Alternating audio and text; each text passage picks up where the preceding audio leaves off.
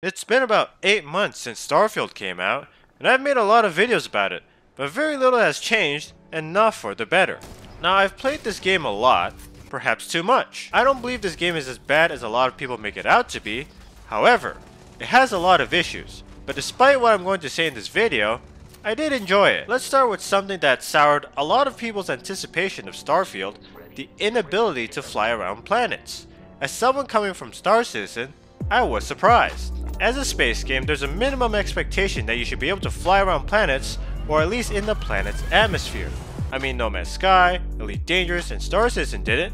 Instead, Bethesda opted for you to bunny hop from place to place on a planet, through a loading screen of course. And the planet's surface is divided into tiles, although it turns out they're not connected to each other. Instead, they're separated by a buffer that's a couple kilometers wide. Now this will never be fixed, because it turns out rendering an entire planet seamlessly, let alone an entire solar system, is very hard. This is what it looks like when a player tries to traverse the entire planet. As you can see, shit really starts to hit the fan the further you travel from your landing area. So this would require significant re-engineering of not just the game, but the engine itself, and it seems like Bethesda and Microsoft don't want to spend that much time and money on something like that. Although after watching this video by 3Clicks Philip, it would be nice if Bethesda found a way to seamlessly transition between each tile to make planet traversal more interesting. But then again, seamless and Bethesda never seem to mix. In fact, sometimes it feels like they're polar opposites.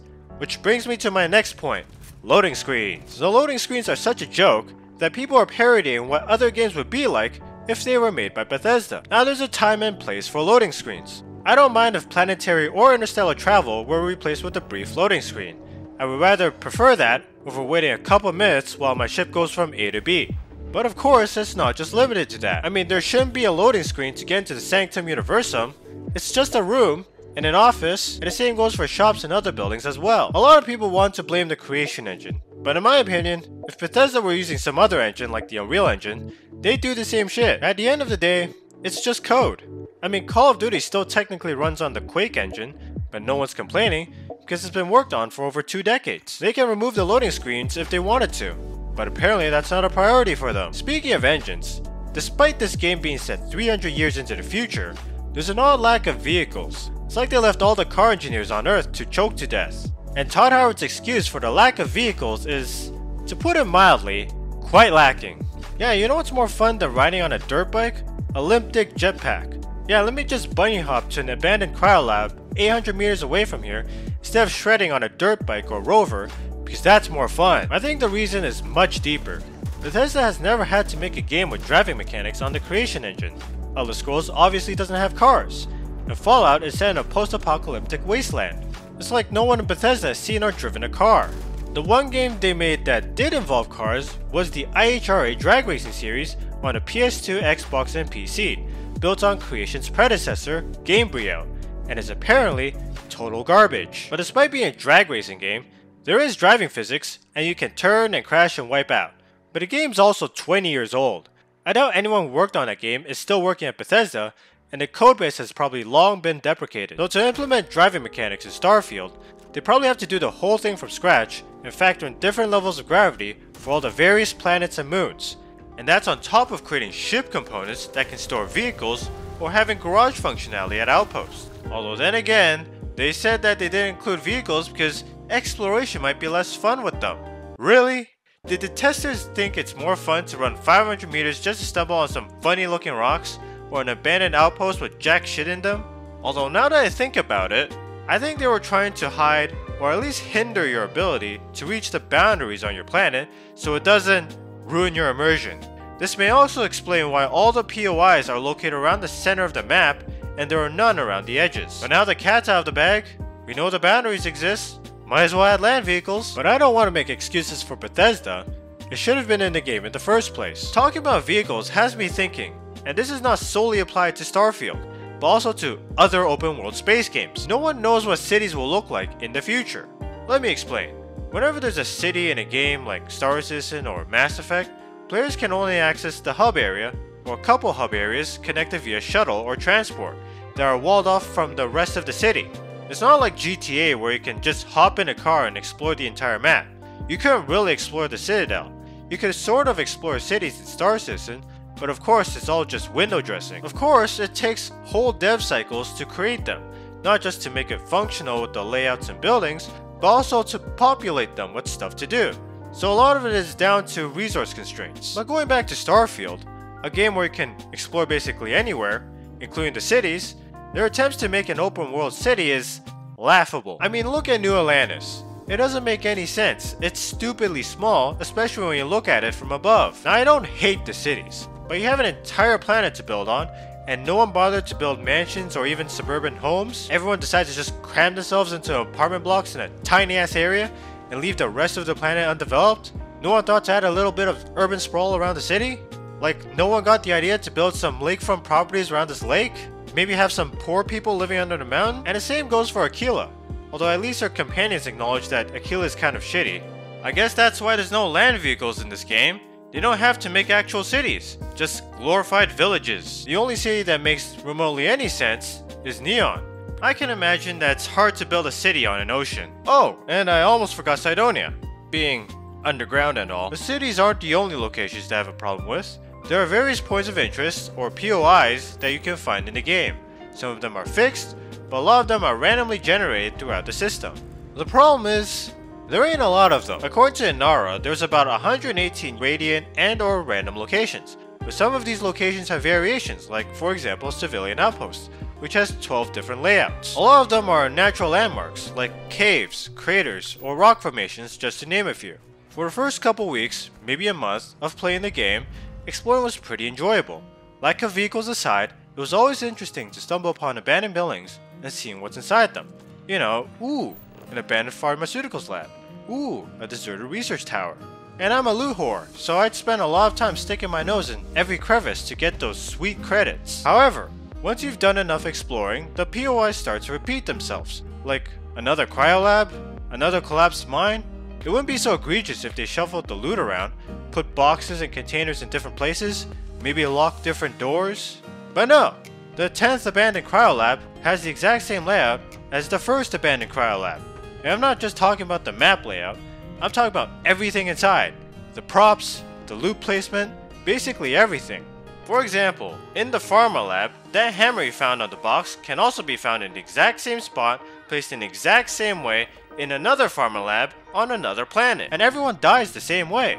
Kinda kills the intrigue. The loot in the containers are different though, but that's not enough. The same can be said for the ships as well. Although I don't mind it as much because the only ships worth boarding are Galbank ships like Storm Riders or Babylons, because they have lots of money, plus some other goodies which you can find in the link below, and pirate ships, because they may have contraband and other goodies. They gotta add more POIs of course, although that's gonna take years even with the help of modders.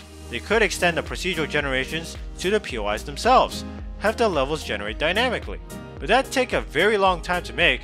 It's very unlikely that Bethesda would want to do that. Short term, there should be a system that shovels stuff around, retain some amount of freshness with each level, or create variations of existing POIs. Like, for example, instead of a basic bitch abandoned hangar, maybe there could be an accident, like a crashed ship that damaged or destroyed some of the buildings, or even the hangar itself, which could explain why it's abandoned. Or have locations that aren't actually abandoned. What would a robotics facility look like that wasn't deserted? Perhaps to get full access to the facility, you do a radiant quest for them, like the ones you get from NPC outposts. In return, they let you take the loot from those big ass loot boxes that are usually stored at the end of each dungeon. Maybe modify the algorithm to favor locations that the player hasn't discovered yet. I don't know, I'm just spitballing here. Hopefully, Bethesda comes up with a better solution. Speaking of algorithm, the procedural generation is kinda ass. I didn't make a video going in depth about the procedural generation. If you want to watch it, I've linked it below. Anyways, once I've explored a couple landing areas, I noticed a pattern. Every landing area has a dozen or so POIs, and at least half of them are natural landmarks, and they usually have nothing good in them. Then there's the man-made locations. Most of them have random junk in them, and they can either be abandoned or occupied by pirates, robots, or civilians. The civilians being the best case. That leaves around 1 to 3 remaining markers being the dungeons or hostile locations, like the abandoned hangars or cryolabs I mentioned earlier, the ones that have the good loot. And once I've noticed that pattern, exploration became kinda dull. I would land, look at the map, and think, okay, which POI has the good stuff? What about this marker? and I run over there and it's a collapsed mine. Oh well, don't really care. What about this one? An outpost taken over by robots? Not interested. Ooh, another marker popped up.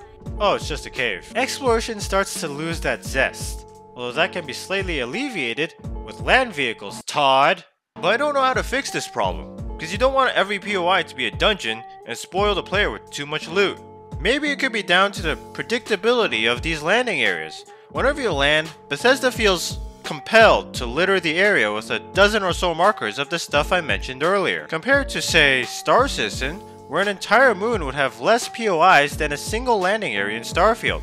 Kind of ironic given the main complaint is the planets feel empty. Even though the locations themselves are different and random, and at least for the dungeons each have their own skill magazines that players can use, which is one of the main draws of these dungeons. I don't know, it feels like there should be more randomness, more unpredictability. Perhaps there should just be less dungeons per planet. Again, I don't know the solution to this problem. And this is more of a pet peeve of mine than an actual problem, but why are there pirate camps so close to cities? Like, how does the UC let Ecliptics take over a robotics facility within walking distance to New Atlantis?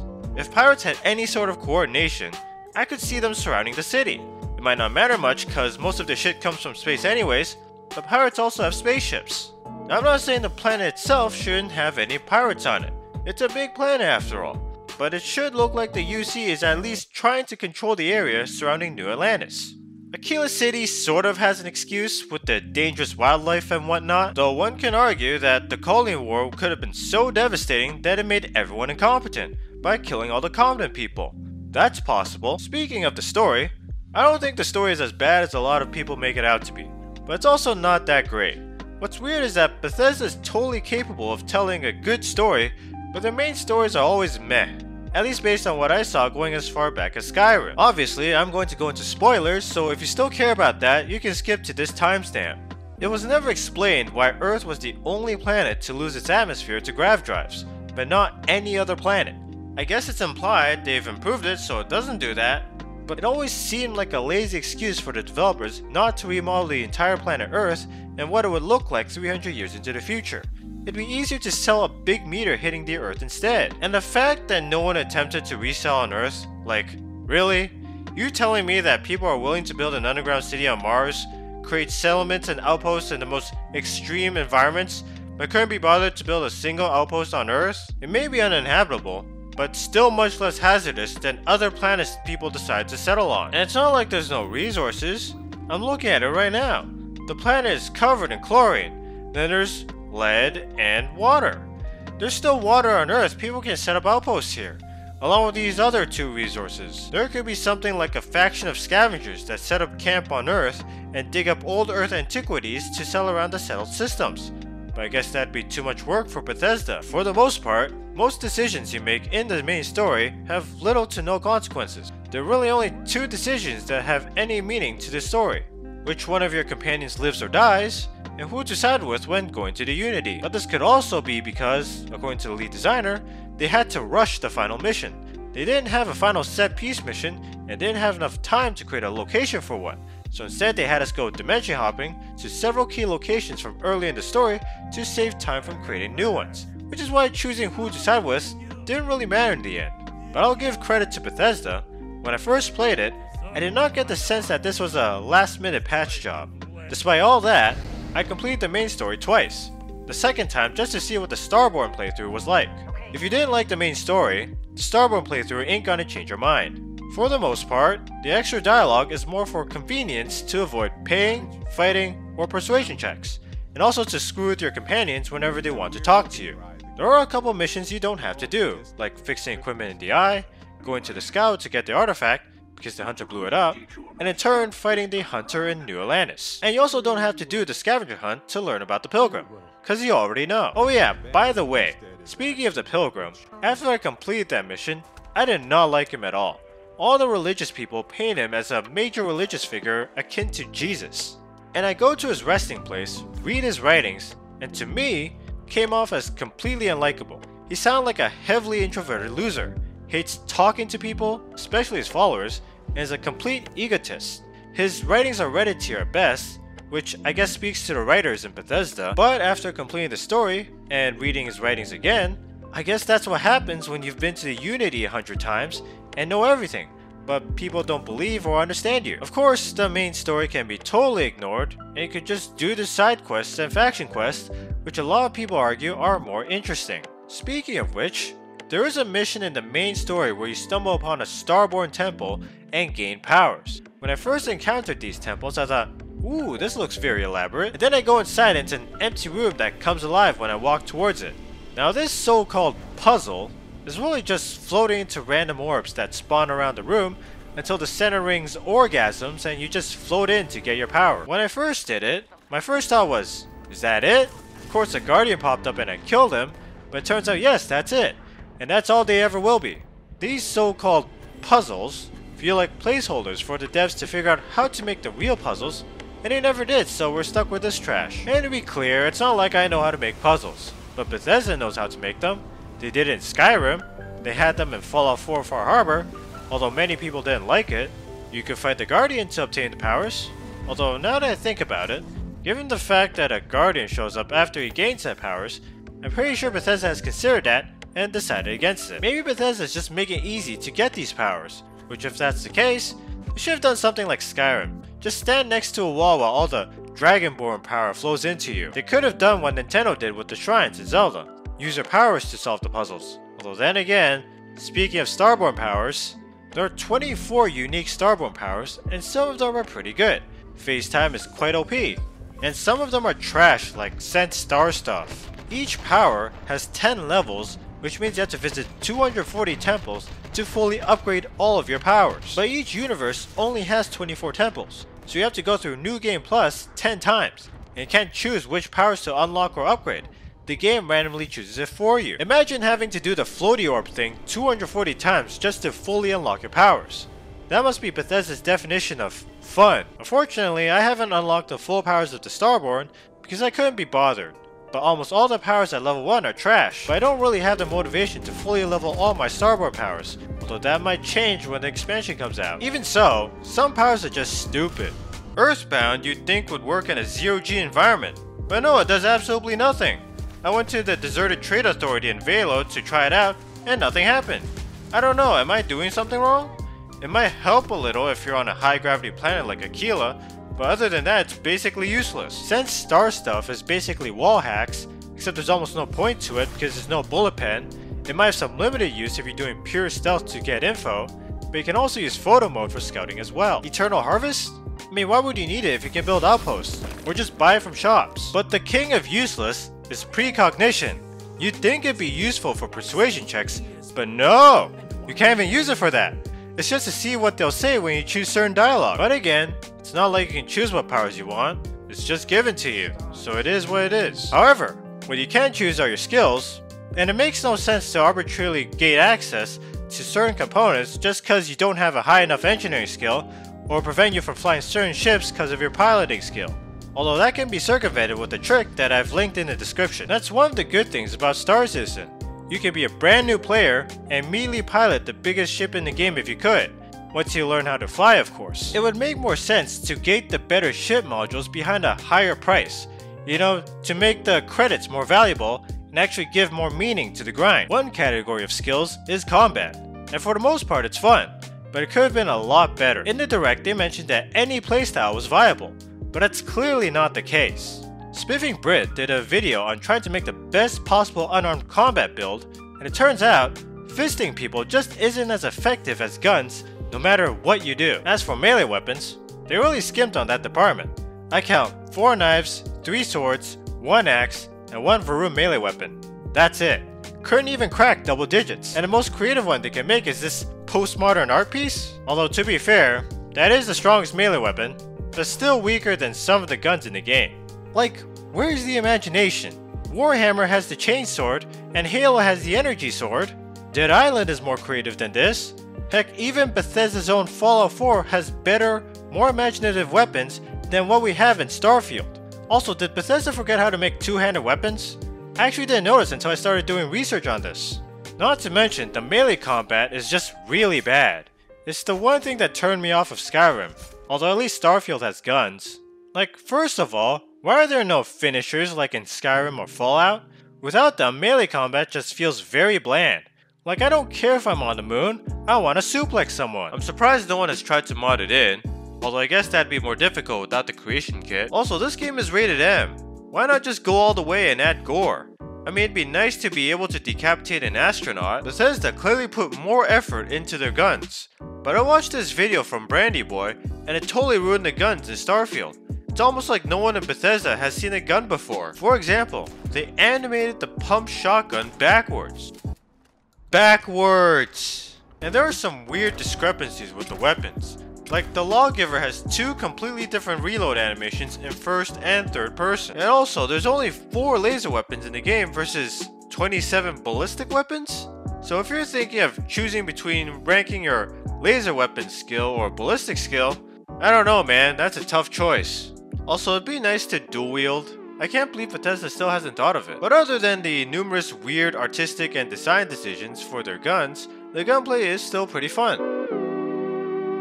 If you made it this far into the video, thank you so much for watching, I really appreciate it. And if you enjoyed this video, hit that like button, subscribe and ring that bell. Like I said earlier, the game needs a lot of improvements. Unfortunately, some of these problems seem systemic to the game and will probably never be fixed. Here's hoping that the expansion will make the game a lot better, but given the negativity surrounding this game, I wonder if they internally delayed the release of their expansion to spruce it up. If that's the case, I think Starfield videos are gonna get a little more sparse until they release new content. But we won't know until future updates come out, or until June during game announcement season. Nevertheless, the game is not amazing by any means. But despite my criticisms, I still enjoyed it for what it is. And I'll always be grateful for its existence, because it allowed me to significantly grow this channel, and hopefully that will continue for the years to come as the game gets better. Speaking of updates, if you want to know all about the latest update in Starfield, then I highly recommend you watch this video right here.